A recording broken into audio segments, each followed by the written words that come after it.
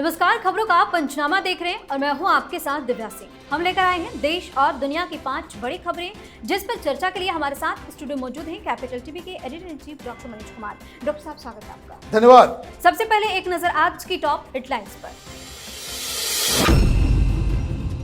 केंद्रीय कैबिनेट की बैठक में 5 अहम फैसले। किसानों को आज मोदी सरकार से मिला बड़ा तोहफा, बढ़ा दी गई खरीफ फसलों की एमएसपी। कांग्रेस ने एक बार फिर सरकार से पूछे सवाल। जयराम रमेश बोले, क्या ट्रंप ने सैन्य संघर्ष रोकने के लिए व्यापार शुल्क का किया था इस्तेमाल? सच बताए पीएम। कैश कांड मामले में बड़े एक्शन की तैयारी। जस्टिस यशवंत वर्मा की बढ़ सकती है मुश्किलें, महाभियोग प्रस्ताव लाने की तैयारी में सरकार।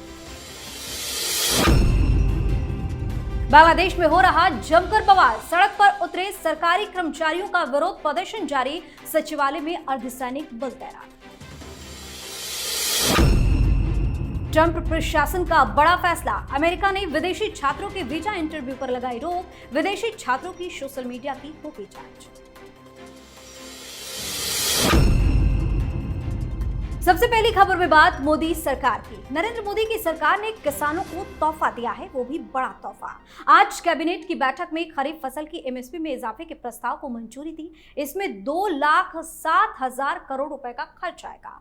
केंद्रीय मंत्री अश्विनी वैष्णव ने बताया कि केंद्रीय कैबिनेट की बैठक में 5 महत्वपूर्ण फैसले की मंजूरी दी गई है। इनमें किसानों को लेकर 3 अहम फैसले लिए गए हैं। सरकार ने खरीफ फसलों के एमएसपी में वृद्धि को मंजूरी दी है। वहीं किसानों के लिए ब्याज दर में छूट को बनाए रखने का भी फैसला लिया गया है और केंद्रीय मंत्रिमंडल ने ब्याज सहायता योजना को भी मंजूरी दे दी है। इससे किसानों के लिए अपने काम को लेकर लोन लेना बहुत आसान हो जाएगा। दूसरी तरफ कैबिनेट की बैठक में कई हाईवे को मंजूरी दी गई। रेलवे की 2 मल्टी ट्रैकिंग परियोजनाओं को भी मंजूरी दी गई।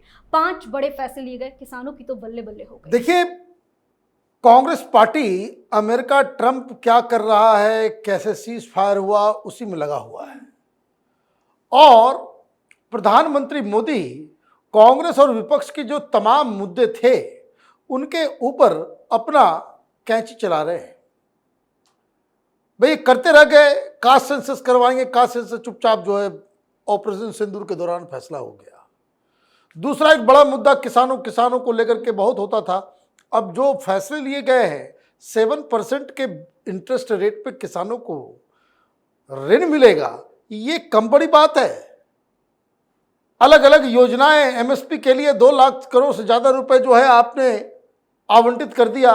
रिकॉर्ड पर रिकॉर्ड आप बना रहे हो। इसका मतलब क्या है? इसका मतलब ये है कि प्रधानमंत्री मोदी की जो राजनीति है, जो सरकार जो चल रही है, नॉट ओनली कि भाई पाकिस्तान को पनिश करना है, उसके चक्कर में इधर का काम छोड़ दिया। आप देखिए कि जब पहलगाम की घटना घटी उसके बाद से वो बिहार गए, वो गुजरात गए, कई सारे राज्यों का उन्होंने दौरा कर लिया और हर जगह विकास परियोजनाओं की घोषणा करके आ रहे हैं। मतलब विकास से फोकस जो है वो हटना नहीं है। जो रियल मुद्दे हैं किसानों के, गरीबों के, महिलाओं के, उसके ऊपर टिका रहता है और साथ साथ पाकिस्तान को भी थोड़ा थोड़ा 440 का करंट जो है वो देते रहते हैं। तो this is how politics is conducted. Rahul Gandhi जो है और कांग्रेस पार्टी जो है वो लगी पड़ी हुई है गाली गलौज करने में। जी, वहीं कांग्रेस पार्टी बार बार एक ही राग अलाप रही है और सरकार से सवाल पर सवाल पूछ रही है। कांग्रेस नेता जयराम रमेश ने कहा है कि अमेरिका के ट्रंप प्रशासन द्वारा किए जा रहे इस दावे पर प्रधानमंत्री नरेंद्र मोदी को अपनी चुप्पी तोड़नी चाहिए कि राष्ट्रपति डोनाल्ड ट्रंप ने भारत और पाकिस्तान के बीच सैन्य संघर्ष, व्यापार एवं शुल्क को आधार बनाकर रुकवाया था। रमेश ने यह भी कहा कि अमेरिका के वाणिज्य मंत्री हावर्ड लुटनिक वही बात दोहरा रहे हैं जो खुद राष्ट्रपति ट्रंप 11 दिनों में 3 अलग अलग देशों में 8 बार सार्वजनिक रूप से बता चुके हैं। अमेरिका के विदेश मंत्री मार्को रूबियो ने भी इसी तरह का बयान देते हुए भारत पाकिस्तान के बीच बातचीत के लिए एक तटस्थ स्थान का भी जिक्र किया। उन्होंने कहा कि प्रधानमंत्री चुप्पी तोड़िए। किस चुप्पी की बात कर रहे हैं ये लोग? आखिर बार बार एक ही सवाल। देखिए, कांग्रेस पार्टी जो अचानक से डोनाल्ड ट्रंप की सबसे बड़ी फैन हो गई कि वो जो कह रहे हैं, जो अमेरिका कह रहा है, वो बिल्कुल सत्य हरिश्चंद्र की बात हो गई और अमेरिका जाकर के आपके ही लीडर, आपके ही नेता वहां डोनाल्ड ट्रंप की ऐसी की तैसी करके आ रहे हैं। इनको समझ में नहीं आ रहा। आप देखिए कि किस तरीके से ट्रंप के रिश्ते खराब हो गए रूस के साथ। कहाँ आप युद्ध बंद करवाने आए थे, कहाँ आप जो है यूक्रेन और रूस के बीच जो है शांति वार्ता करवाने आए थे कि भाई चुनाव जीतते ही अगले दिन ये कमाल कर दूंगा। कहाँ आप ये दावा कर रहे थे कि हमास और इजराइल के बीच जो युद्ध चल रहा है उसको रुकवा दूंगा। आप लगातार बड़े बड़े वादे कर रहे थे, आपके पास बताने के लिए दिखाने के लिए कुछ नहीं है, तो आपने ये चुन लिया कि भाई हिंदुस्तान पाकिस्तान की लड़ाई हमने रुकवा दी। भाई कैसे रुकवा दी, कहाँ रुकवा दी?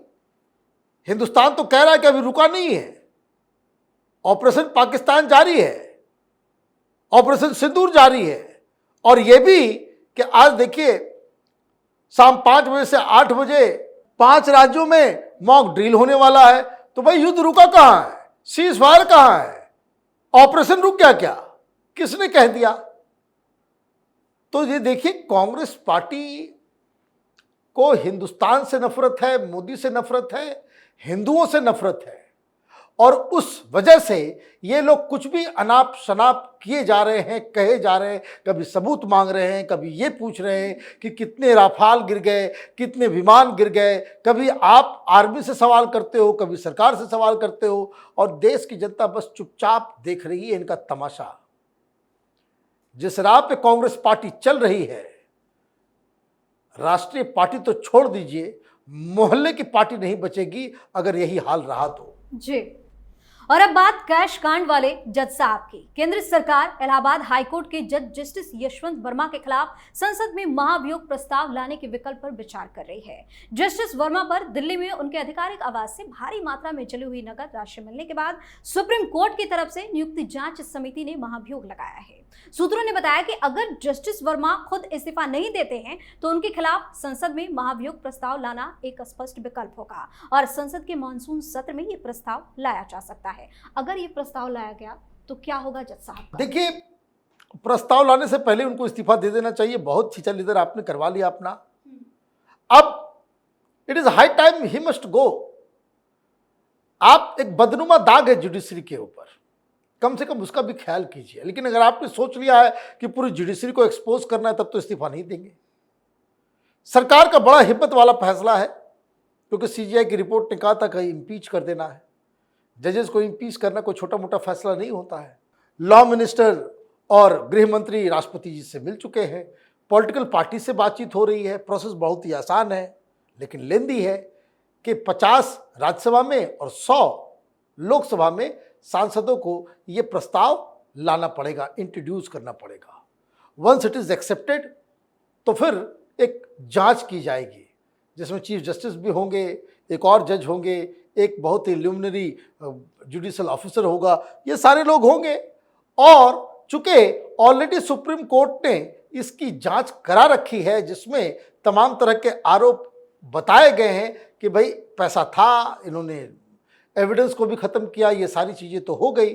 तो उसके बाद वोटिंग होगी, वोटिंग में 2/3 मेजोरिटी से इनको इस प्रस्ताव को पास कराना पड़ेगा, तो ये इम्पीच हो जाएंगे। लेकिन सवाल ये है कि क्या कांग्रेस पार्टी एग्री होगी? क्योंकि भाई कांग्रेस पार्टी, कपिल सिब्बल या सिंघवी, ये सारे लोग जो लीगल ब्रेन है अपोजिशन पार्टी के, ये सब तो भ्रष्टाचारियों के साथ ही खड़े नजर आते हैं। जितने चोर उचक्के हैं देश के अंदर में, उसके साथ ही विपक्षी पार्टियां खड़ी रहती है। कोई है ऐसा कोई एग्जाम्पल बताइए कि जहां न्याय के लिए लोग खड़े हुए हो, जहां जो है किसी भ्रष्टाचारी को पनिश करने के लिए ये खड़े हुए हों। ये हमेशा भ्रष्टाचारी को बचाने का काम करते हैं। तो अगर इनको ये लगेगा कि नहीं भाई अंदर 2/3 मेजोरिटी से पास नहीं हो पाएगा ये बिल, तो ये इस्तीफा नहीं देंगे और इसके ऊपर अभी जम के राजनीति होने वाली है। जी, इधर बांग्लादेश में मोहम्मद यूनुस की मुश्किलें कम नहीं हो रही हैं। यूनुस के खिलाफ अलग अलग जगहों पर प्रदर्शन हो रहे हैं। नया सेवा कानून को लेकर विरोध थमने का नाम नहीं ले रहा है। इस कानून के तहत अधिकारियों को कदाचार के लिए आसानी से बर्खास्त किया जा सकेगा। सरकारी कर्मचारियों का कानून के खिलाफ प्रदर्शन जारी है। इस बीच मोहम्मद यूनुस के नेतृत्व वाली अंतरिम सरकार ने सचिवालय में अर्धसैनिक बलों को भी तैनात कर दिया। इतना ही नहीं, पत्रकारों और आगंतुकों को परिसर में प्रवेश करने से रोक दिया गया है। ढाका मेट्रोपॉलिटन पुलिस ने सचिवालय और आसपास के क्षेत्रों में रैलियों और सभाओं पर भी बैन लगा दिया है। प्रदर्शन जारी है। यूनुस काफी ज्यादा डरे हुए हैं, अर्धसैनिक बल भी तैनात कर दिया। देखिए, ये लास्ट स्ट्रॉ है।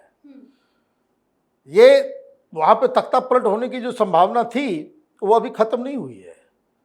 हालांकि कई राउंड्स ऑफ बातचीत हो गई, लेकिन अब आपके कर्मचारी ही बाहर आ गए। नया कानून बना दिया कि इनडिसिप्लिन आप करोगे, कुछ कदाचार करोगे, कुछ भी, मतलब आप बॉस जो चाहेगा, वहां की सरकार चाहेगी किसी को भी उठा करके बाहर फेंक सकती है।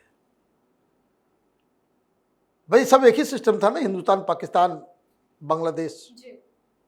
यहां एक सरकारी नौकरी मिल गई किसी को, उसको प्रधानमंत्री भी नहीं सैक कर पाएंगे, बर्खास्त कर देना, वो कोर्ट चला जाएगा, कैट चला जाएगा, वो सिस्टम है वैसा।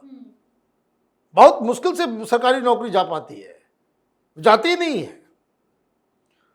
तो ऐसे में आपने कानून बनाया तो लोग बाहर आ गए। दो तीन चीजें हो रही है, खतरा समझिए। जब कर्मचारी सड़क पे हैं तो दफ्तर में तो काम नहीं हो रहा है। अवामी लीग का प्रदर्शन अलग चल रहा है, स्टूडेंट्स का प्रदर्शन अलग चल रहा है, वहां पे बीएनपी वाले अलग बोल रहे हैं, आर्मी आपके साथ नहीं। आर्मी कह रही भाई आप चुनाव कराओ, फैसला लेने का अधिकार आपको नहीं है। तो ये सारी चीजें जो हो रही है, इसका मतलब ये है कि यूनुस के लिए अभी खतरा टला नहीं है। खबर तो यह आ रही कि चार्टर्ड प्लेन आ गया है, उससे लेकर के भागने वाले हैं यूनुस साहब, कि गच्चा देकर के निकल लेंगे कि अब हम चूंकि हम डिलीवर नहीं कर पा रहे हैं तो यहां से भागना ही बेहतर होगा। जी, आखिरी खबर में बात अमेरिका की। खबर है कि अमेरिका में पढ़ाई की चाहत रखने वालों को एक बड़ा झटका लगा है। ट्रंप प्रशासन ने विदेशी छात्रों के वीजा इंटरव्यू पर अस्थायी रोक लगा दी है। प्रशासन ने सभी अमेरिकी दूतावासों और वाणिज्य दूतावासों को निर्देश दिया है कि वो नए छात्र वीजा इंटरव्यू फिलहाल ना ले। ट्रंप सरकार ने यह कदम सोशल मीडिया अकाउंट्स की गहन जांच को अनिवार्य करने की योजना के तहत उठाया है। ट्रंप प्रशासन विदेशी छात्रों की सोशल मीडिया जांच अनिवार्य करने पर विचार कर रहा है। मामले में अमेरिका के विदेश मंत्री मार्को रूबियो की तरफ से आधिकारिक पत्र के अनुसार वीजा इंटरव्यू की नई तिथियां तब तक नहीं दी जाएंगी जब तक नई गाइडलाइन जारी नहीं होती है। क्या वाकई में छात्रों के लिए एक बड़ा झटका है जो अमेरिका में पढ़ाई करना चाहते हैं? देखिए, वहां पे सरकार जीत के आई है। जनता को डोनाल्ड ट्रंप ने कहा था कि जितने भी ये वहाबी, जिहादी, लेफ्ट रेडिकल्स, ये नक्सली टाइप के लोग, उनको यहां के यूनिवर्सिटी से उखाड़ फेंकेंगे। और इसीलिए यहां पे सफाई कार्यक्रम चल रहा है। हार्वर्ड में भी आप देखिए पैसे वैसे बंद कर दिए गए। आपको वहां पे पढ़ने जाना है कि हमास का एक्टिविस्ट बनना है। तमाशा करोगे तो कोई देश बर्दाश्त नहीं करेगा। डेमोक्रेसी के नाम पे ये जिहादी, ये नक्सली, ये वामपंथी, अल्ट्रा लेफ्ट रेडिकल्स, दीज गून्स, ये लोग वहां जाके यूनिवर्सिटी का पूरा कैंपस कैप्चर कर लेते हैं। तो सरकार ने फैसला किया कि पहले इसको बाहर करो। और नई गाइडलाइंस क्या है कि जरा पता करो कि भाई ये क्या लिखते आ रहा है सोशल मीडिया पे। अब जेएनयू वाला वामपंथी नहीं जा पाएगा। और यहां क्या सिस्टम था अभी तक, ये बिल्कुल सही फैसला है। यह फैसला क्या था, पहले क्या होता था, जेएनयू में जितने hardcore anti national radicals, Naxalites, उनको यहां से डिपार्टमेंट से बकायदा प्रमोट करके, बातचीत करा करके भाई भेजो उसको। नेशन बिल्डिंग में उनका कंट्रीब्यूशन क्या है, 0। प्रोपेगेंडा फैलाने में उनका कंट्रीब्यूशन क्या है, 100%। 100%। और ये क्या करते हैं, तो फिर वहां पे वही जॉर्ज सोरोस, तो उद्म्यार, ये सारे जो फंडिंग एजेंसी है, फोर्ड फाउंडेशन हो, ये तमाम, ये सब जासूसी का काम करते हैं।